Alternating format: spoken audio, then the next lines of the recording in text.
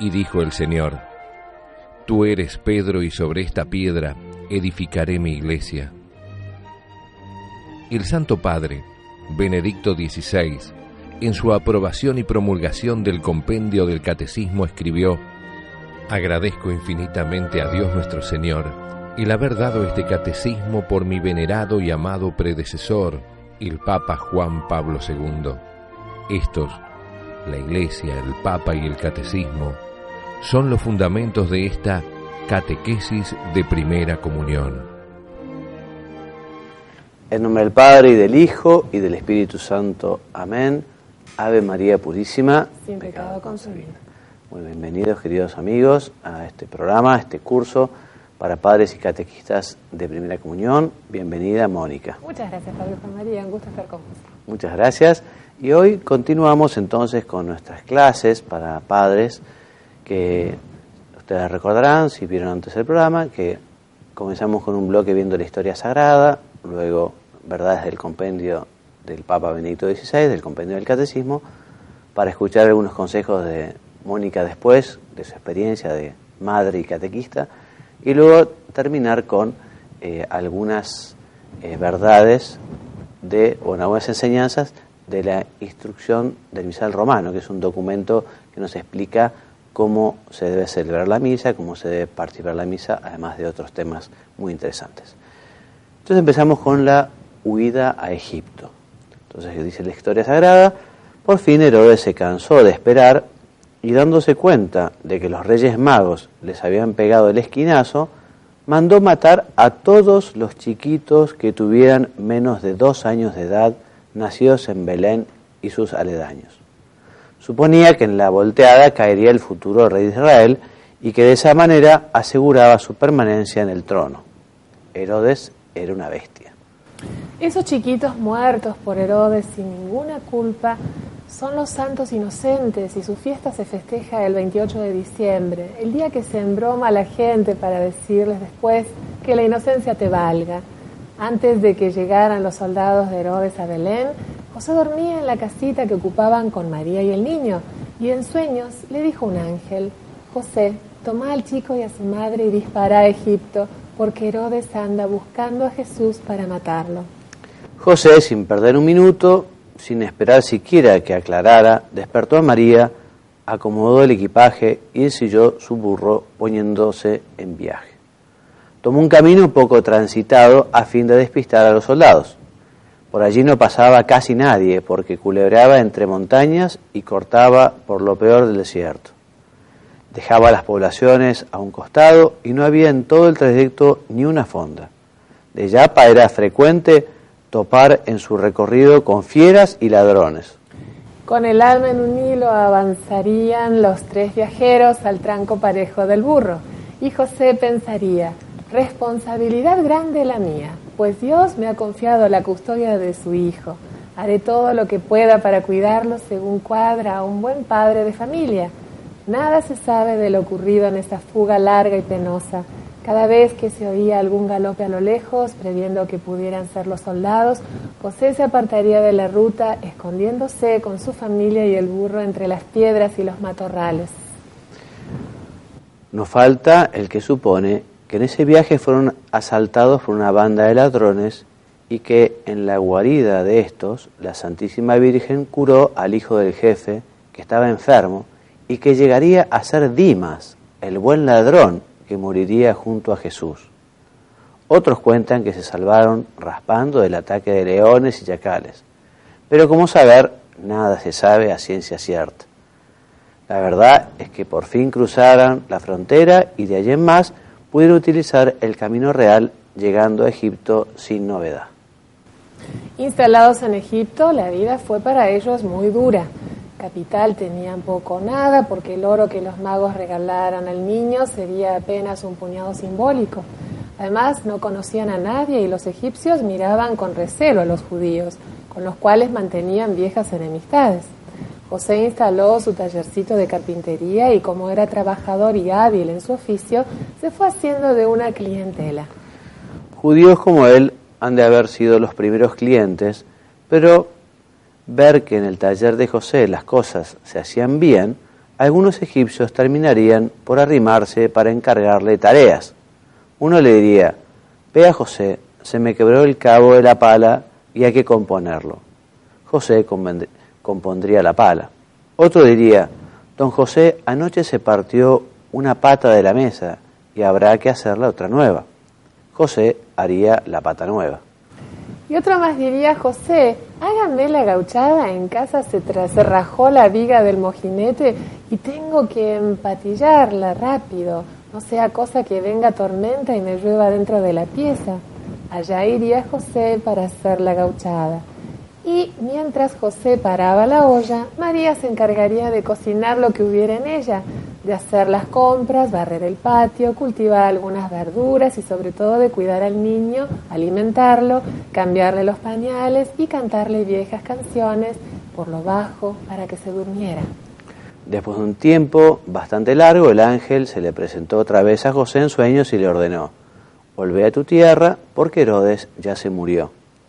Y José, siempre obediente a la voluntad de Dios, levantó la casa, cargó el burro y volvió a su tierra con Jesús y María Santísima.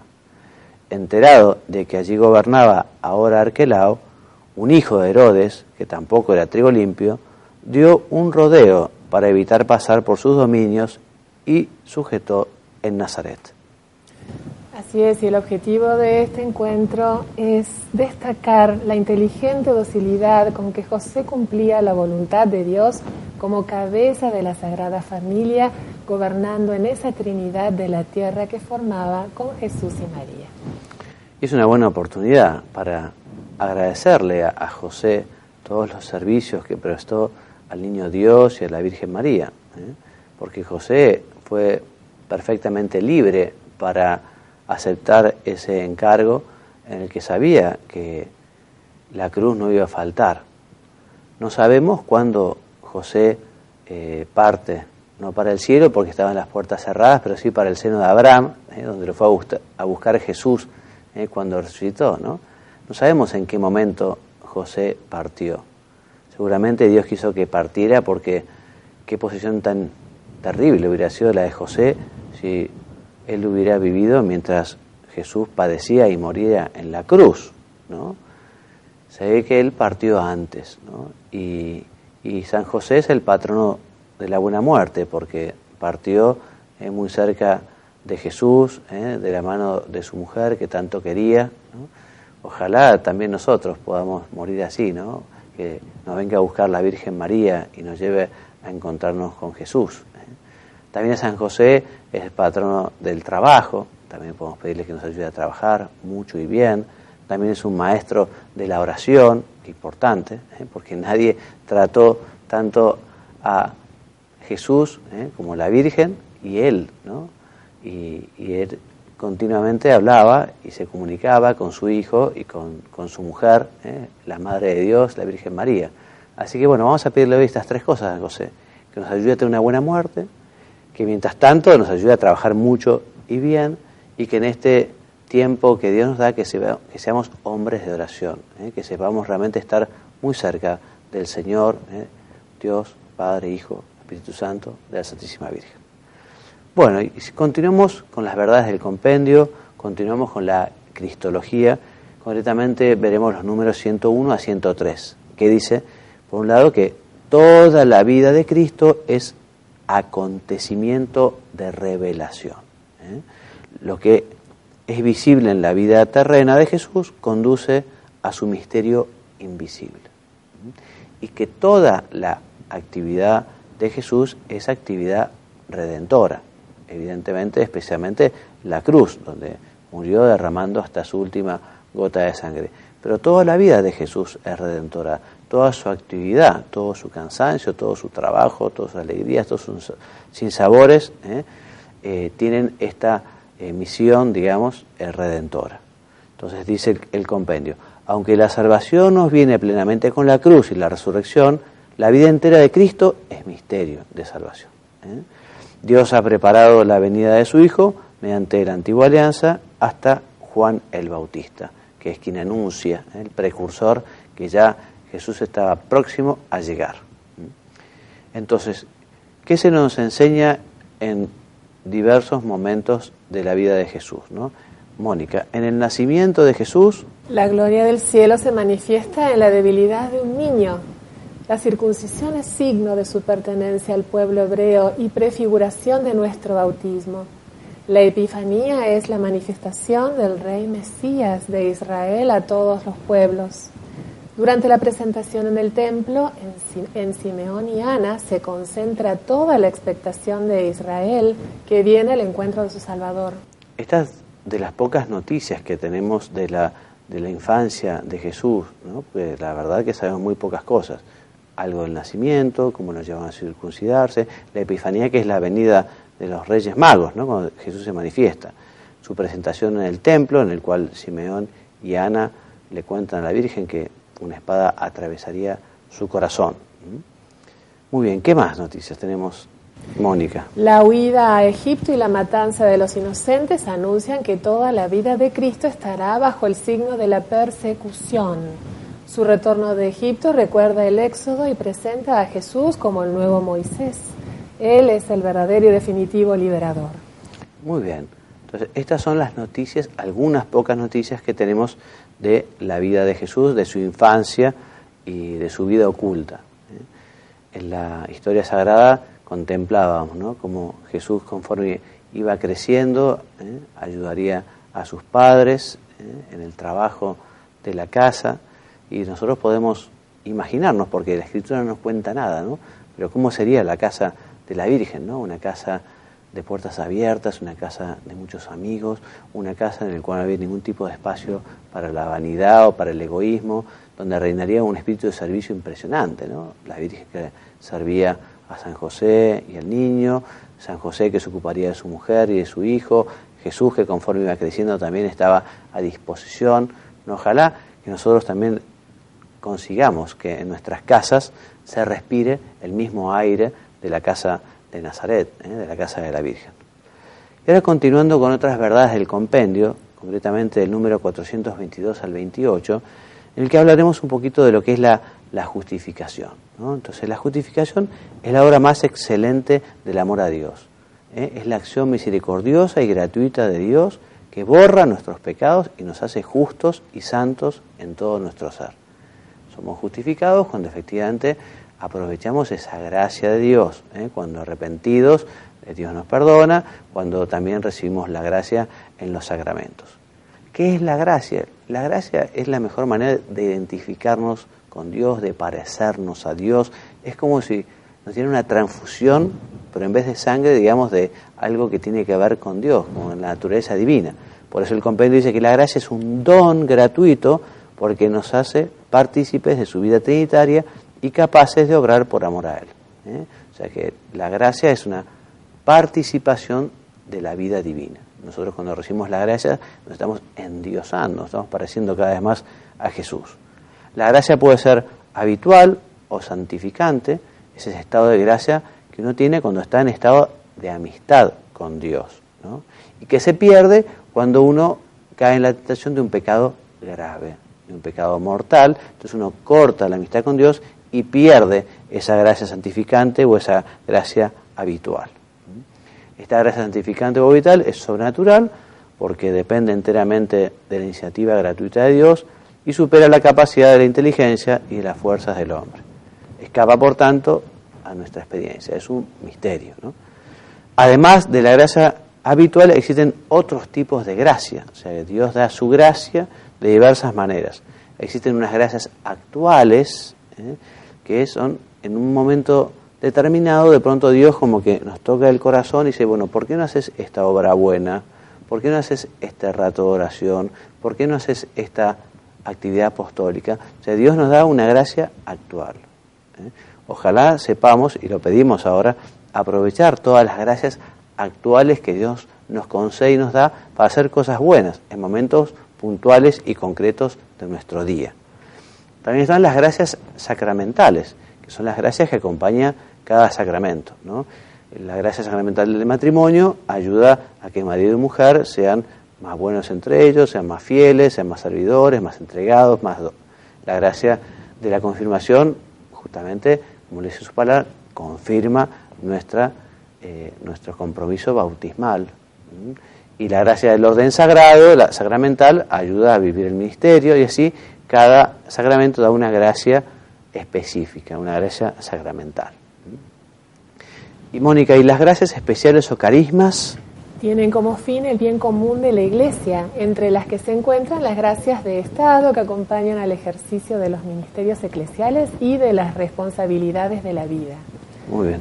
Entonces, estas gracias especiales o carismas a veces Dios se las da a unas determinadas personas para que de alguna manera manifiesten el Evangelio desde una nueva perspectiva, ¿no? Por ejemplo, cuando viene San Francisco de Asís, ¿no? Viene con un carisma tan particular en el que justamente, ¿no?, recuerda a la Iglesia lo importante que es la pobreza, la sencillez, liberarse de aquello que nos pueda atar a la tierra.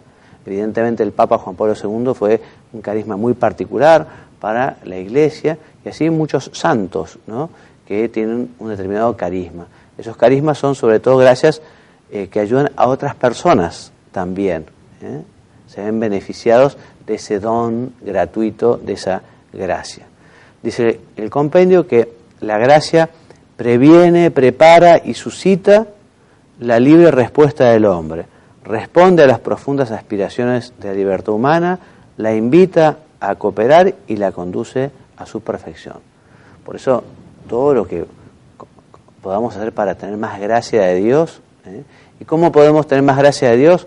Por un lado, con los sacramentos, o sea, a través de la confesión frecuente, de recibir la Eucaristía, en el que no solo recibimos la gracia, sino al mismo autor de la gracia, y también recibimos gracia cuando hacemos oración, cuando meditamos, cuando tratamos de hacer las cosas bien, ahí Dios nos va dando su gracia.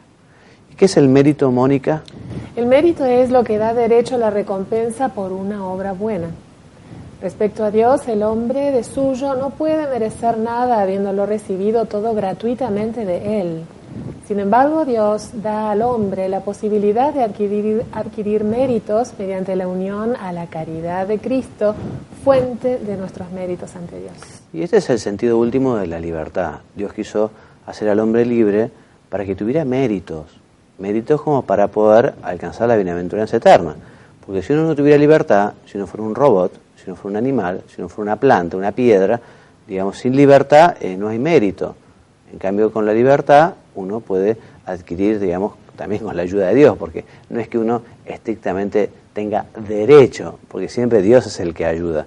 Pero una cosa es que Dios ayude y uno no lo aproveche, otra cosa es que uno aproveche esas gracias y esos favores que Dios a uno le da y tenga esos méritos para poder acceder a la bienaventuranza eterna. Por eso, Mónica, los méritos de las buenas obras deben ser atribuidos primero a la gracia de Dios y después a la libre voluntad del hombre. Exactamente.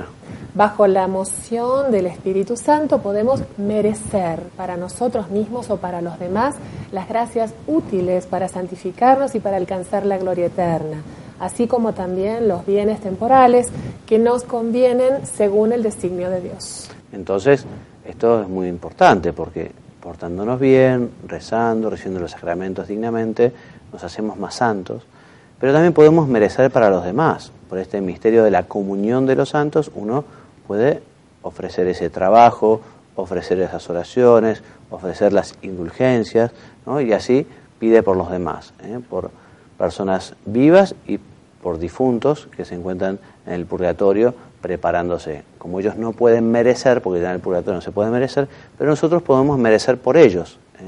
Por eso ofrecemos la misa, por eso ganamos las indulgencias, por eso rezamos por ellos, ofrecemos el trabajo, el cansancio, la tristeza. O sea que es muy bueno tener esa inquietud, bueno, de merecer para ser más buenos y para ayudar a ser más buenos a los demás.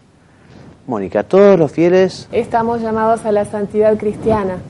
Esta es plenitud de la vida cristiana y perfección de la caridad, y se realiza en la unión íntima con Cristo y en Él con la Santísima Trinidad.